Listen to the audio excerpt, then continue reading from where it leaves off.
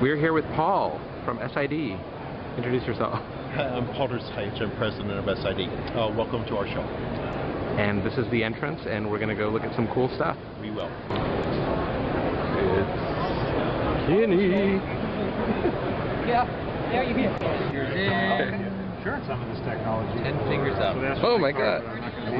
We won't rub it in as much as we showed you who our clients are. So yeah, we're really hurting. It's kind of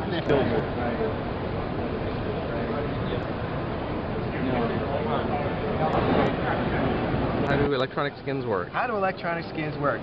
Glad you asked. Actually, a single electronic skin is a single pixel display. It's a liquid crystal display, cholesteric. It's bistable, which means it's going to retain the image that's on the display until you decide to change it. So in the case of an electronic skin, you can change it manually. There's a button, through a button, say for instance on the back of the phone, the side of the phone. Did you get that? Yeah. So now I'm changing it manually. So for instance, if I want to change it to match my blouse color, or my shirt color in this case, you can see that we can change it. In this case now it's a very close purple to the subject there. So this is a skin on the phone that is a 1 pixel display. That is correct. That is correct. So for instance, if you want it to be a visual voicemail indicator, you can do that. Visual ringtone. So in this case, if you say, I want the skin to change to red when my boss calls, you're able to do that through a menu.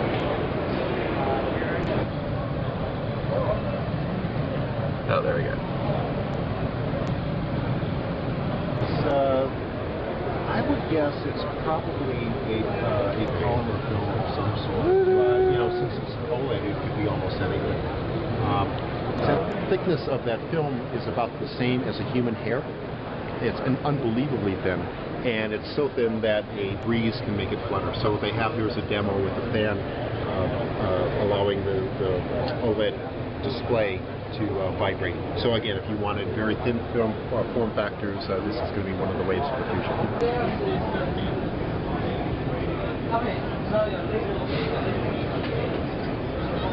Their laptop had fried. So that is actually being displayed off that little tiny projector, laser projector, onto the shape of a human head.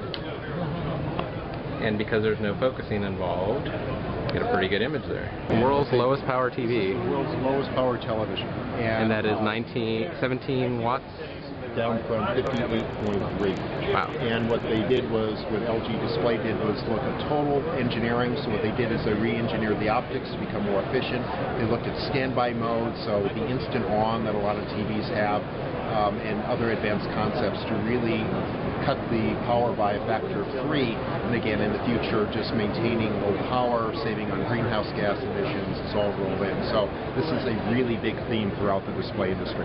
A lot of televisions eventually end up in landfills, and toxic materials leach out of landfills into water tables. So LG again has taken a very quick look at all the components, and they've taken out 6 toxic components which show up in a lot of consumer electronics and reduce them to low enough levels.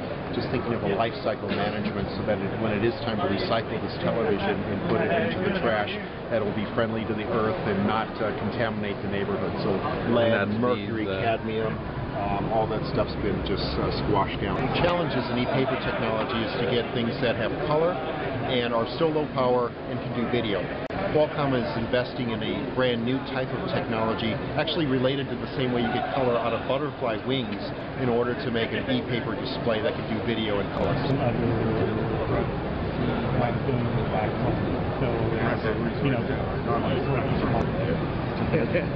Simple color filter.